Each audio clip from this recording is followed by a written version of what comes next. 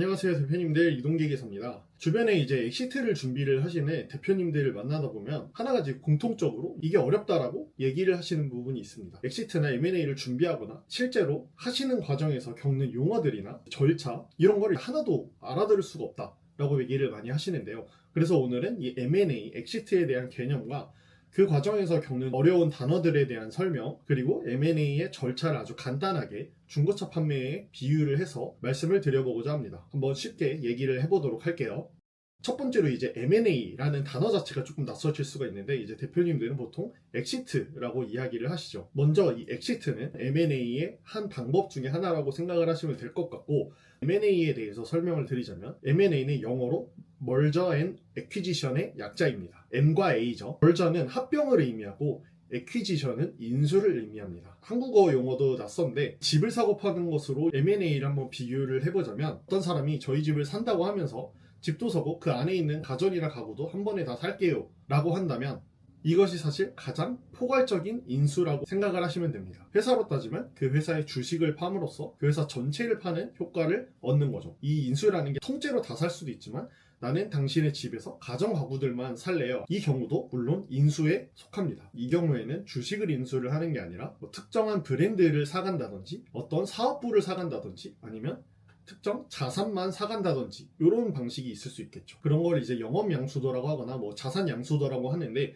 결국에는 인수 안에 포함된다. 그래서 다시 설명을 드리자면 인수에는 주식을 인수를 할 수도 있고 그 회사가 갖고 있는 생산 라인이나 사업부만을 인수를 할 수도 있고 자산만 인수를 할 수도 있다. 이 모든 게 인수라는 범주에 포함이 된다 라고 이해를 하시면 될 것 같고요. 반면에 이제 합병은 두 회사를 하나의 회사로 합치는 것을 의미합니다. 예를 들어서 2층에 사는 사람이 1층에 사는 집주인에게 나는 당신의 집을 산 다음 우리 집과 당신의 집을 합칠 거예요. 이 두 개가 한 집이 되는 게 합병이라고 보시면 돼요. 이제 흔히 대표님들이 말하는 엑시시라고 하는 것은 제일 처음에 설명드린 주식의 인수를 의미를 하는 것이죠.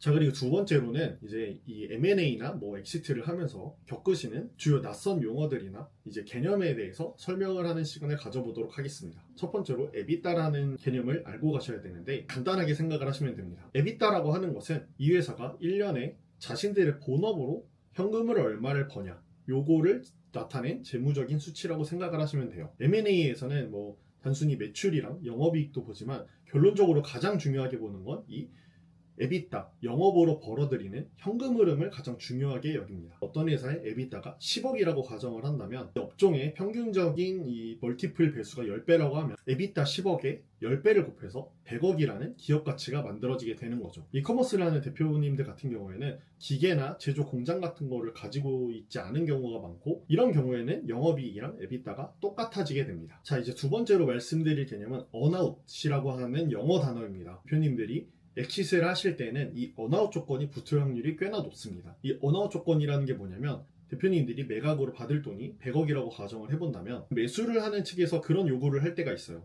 이 회사를 운영을 해왔던 경영진이 모두 지분을 털고 나가버리면 회사의 운영에 차질이 생길 수도 있기 때문에 일단은 70%인 70억은 먼저 지급을 할게. 그리고 나머지 30억 같은 경우에는 특정 재무 조건이 달성이 된다든지 아니면 그들이 요구하는 어떤 조건이 달성이 됐을 때 그때 나머지 30억을 줄게 라고 하는 경우가 있습니다. 이런 조건을 이제 earnout이라고 해요.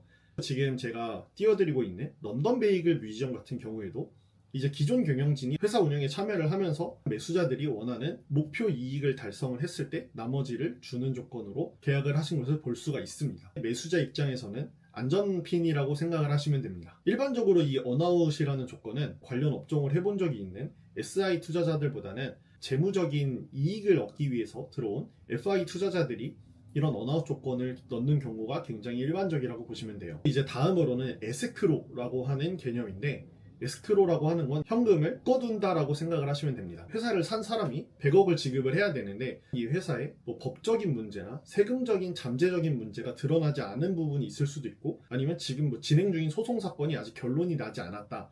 그래서 소송이 진다면 이 회사의 가치는 100억이라고 볼 수가 없고 80억 정도가 될 것 같다라고 생각을 하면 100억 중에 70억은 먼저 지급을 하지만 30억은 에스크로 계좌라고 하는데 일단 넣어두고 소송이나 이런 법적인 이슈나 세무적인 이슈가 해결이 된 이후에 그 금액을 꺼내갈 수 있도록 해줄게. 만약에 패소를 한다거나 이런 문제가 생기면 여기에 묶어둔 이 돈에서 얼마를 차감하고 줄 거야 라고 묶어두는 개념이라고 생각을 하시면 됩니다. 그러니까 100억에 매각을 하더라도 에스크로의 조건이 붙은다면 대표님들에게 들어오는 돈은 당장 100억이 아닐 수도 있다는 점 기억을 해주시면 될 것 같고요. 그리고 이제 옵션이라고 하는 걸 들어보셨을 수도 있는데, 옵션은 선택을 할 수 있는 권리라고 보시면 됩니다. 이 옵션의 가장 기초는 콜옵션과 풋옵션이라고 하는 게 있는데, 콜옵션은 살 수 있는 권리, 풋옵션은 팔 수 있는 권리라고 생각을 하시면 됩니다. 예를 들어서 대표님들께서 지금은 70%의 지분을 팔고 나머지 30%의 지분을 미래에 팔 수 있는 권리를 갖고 있는다면 대표님들이 풋옵션을 보유하고 있는 상태라고 생각을 하시면 됩니다. 그 30%에 대해서 얼마에 팔지는 미리 가격을 정해둘 수도 있고, 아니면은 그때의 시점에 가치 평가를 해서 그 금액으로 팔겠다라고 정할 수도 있는 거죠. 반대로 이제 콜옵션 같은 경우에는 살 수 있는 권리라고 말씀드린 것처럼 지금 70%의 주식을 사고 남아있는 30%의 주식을 살 수 있는 권리를 이제 인수자가 갖는다고 보시면 됩니다. 대표님들이 주의해야 되는 사항에 대해서 이 옵션과 관련된 내용이 매우 중요한 게 많으니까 다음 영상도 꼭 시청을 해주시고요.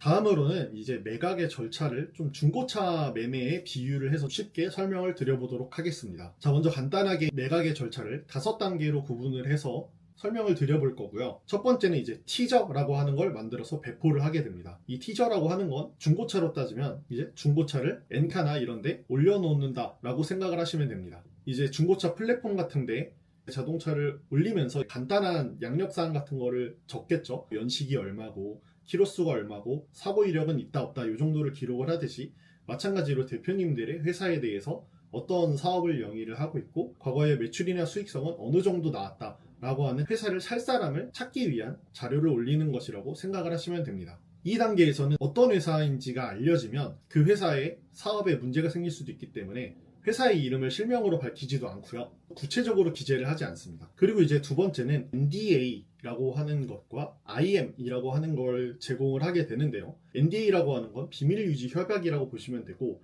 IM은 이 회사에 대해서 조금 더 자세한 정보를 제공하는 자료라고 생각을 하시면 됩니다. 이 단계는 이제 중고차로 비교를 하자면 내가 올려놓은 자동차에 대해서 어떤 사람이 관심 있어요 라고 저한테 자세한 정보를 요청을 하는 상황인 거죠. 그러면 저희 입장에서는 자동차에 대한 조금 자세한 정보를 줄 테니 이 내용을 외부에 유출하지 말라라고 하는 비밀유지 계약서를 쓰게 되고요. 안전장치가 마련이 된 이후에 더 자세한 차량에 대한 정보를 주는 걸 IM이라고 생각을 하시면 됩니다. 세 번째, MOU라고 하는데 일종의 가계약을 걸고 그 사람이 내 차에 대해서 좀 찜을 하는 단계라고 생각을 하시면 됩니다. 여기서 이제 핵심은 찜을 했기 때문에 이제 다른 사람이 저한테 자동차를 살게요 라고 연락이 와도 그 사람들이랑은 이제 협상을 할 수 없다는 점입니다. 이제 네 번째, 실사 DD라고 하는데 요거는 이제 중고차로 따지면 자동차에 대해서 정말 좀 자세히 들여다봐야겠다, 진짜 사고 이력도 없는지도 봐야 되고 하니까 카센터에 들어가서 이 자동차를 정밀 검사를 해보겠다 라고 하는 단계라고 생각을 하시면 됩니다. 회사에 재무적이나 세무적이나 법적인 이슈가 있는지 없는지를 회계사나